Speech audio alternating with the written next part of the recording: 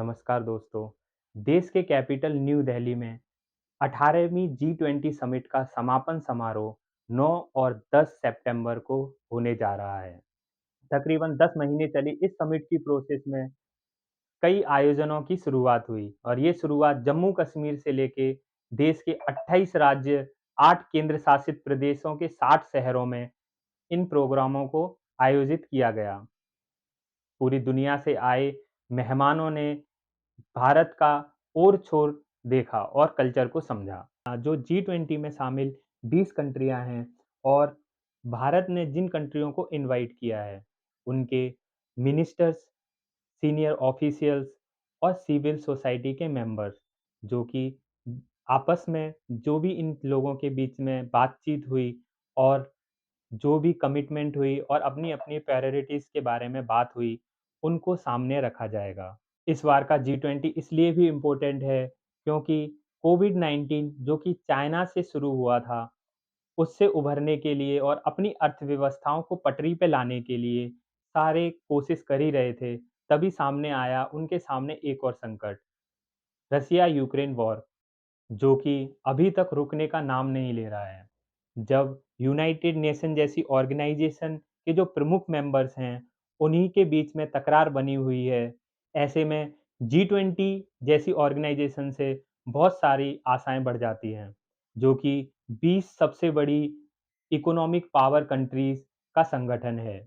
ये सारी मिलके 85% का योगदान देती हैं ये वर्ल्ड की जीडीपी में। 85% उत्पादन होता है G20 के देशों में। 75% हिस्सेदारी रखता है इंटरनेशनल बिज़नेस में और 469 करोड़ की पॉपुलेशन के साथ ये दुनिया की 2/3 पॉपुलेशन को कवर करता है। ये जो वर्ल्ड रिसेशन की आशाएँ बढ़ती जा रही हैं, ऐसे में G20 की तरफ देखा जा रहा है कि इनके जो वर्ल्ड के लीडर्स हैं, वो दुनिया को क्या राह दिखाते हैं इस रिसेशन से लड़ने के लिए। G20 की प्रेसिडेंसी से भारत को अलग-अलग कई फ़ायदे मिलेंगे, जैसे कि भारत में 28 स्टेट्स, 8 केंद्र शासित प्रदेश के अलग-अलग 60 शहरों में G20 का आयोजन जो हुआ है, उससे भारत को एज़ अ ब्रांड इंडिया के रूप में एक छवि मिल जाएगी। ब्रांड इंडिया को बनाने के लिए पीएम मोदी ने पहले से ही शुरुआत कर दी। G20 17वां समिट जो कि इंडोनेशिया में हुआ था, वहाँ पर भारत के कई शहरों के अलग-अलग प्रोडक्टों को दुनिया के जो ग्रेटेस्ट वर्ल्ड लीडर्स हैं, उनको प्रदान करके भारत इस G20 समिट को एक मौके की तरह तलाश रहा है और ये मौका है दुनिया के सामने भारत की इम्पोर्टेंस, प्रेज़ेंस और प्रायोरिटीज़ को बताने का और मज़बूती के साथ उनको दुनिया के सामने रखने का। इस G20 की थीम रखी है वासुदेव कुटुम्बकम। वो दर्शाता है भारत की निष्ठा और दुनिया की तरफ देखने का नज़रिया। इस इस थीम का जो अर्थ है वो है world is my family.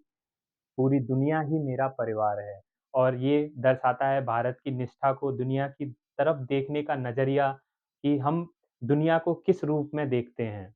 Bharat ने अपने कई फ्रेंडली कंट्रीज़ को भी इस समिट में इनवाइट किया है और वो ये दिखाना चाहते हैं कि हम सब साथ मिलकर किस तरह से एक उभरती हुई इकोनॉमी का साक्ष्य बने।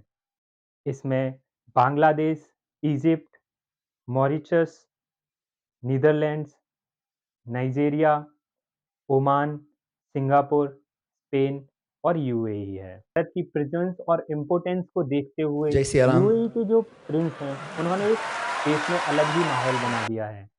जैसे कि जब वो आए, तो उन्होंने हिंदी में बात की और जय श्री राम का नारा लगाया और मंदिर में जाके पूजा भी की। इससे साबित होता है कि कई जो धर्मगुरु हैं और कई पॉलिटिशियंस धर्म के प्रति भड़काकर और आपस में लड़वाकर जो अपनी सियासी रोटियाँ सेकते हैं, उनकी बोलती बंद कर दी है। 1997 में एशियन फाइनेंशियल क्राइसिस की शुरुआत हुई। ये फाइनेंशियल क्राइसिस की शुरुआत थाईलैंड से शुरू हुई क्योंकि गवर्नमेंट की कुछ गलत पॉलिसियों की वजह से और फिर ये धीरे-धीरे कुछ और देशों में जड़ फैलाने लगी। इससे वर्ल्ड की इकोनॉमी पर भी खतरा फैलने लगा था। इसी के चलते 1999 में जब इस फाइनेंशियल क्राइसिस का अंत हुआ, तब 1999 में G20 का गठन हुआ और ये गठन इसमें financial ministers, bank governor, world economy जैसे मुद्दों के बात करने के लिए एक मंच प्रदान किया। फिर 2007 में जब इकोनॉमिक फाइनेंशियल क्राइसिस आई, तब ये क्राइसिस अमेरिका से स्टार्ट हुई। ये क्राइसिस लेमन ब्रदर्स के नाम से भी जानी जाती है। इसी के साथ 2009 में इसीलिए इंटरनेशनल इकोनॉमिक कॉर्पोरेशन का एक मेजर प्लेटफ़ॉर्म बनाया गया।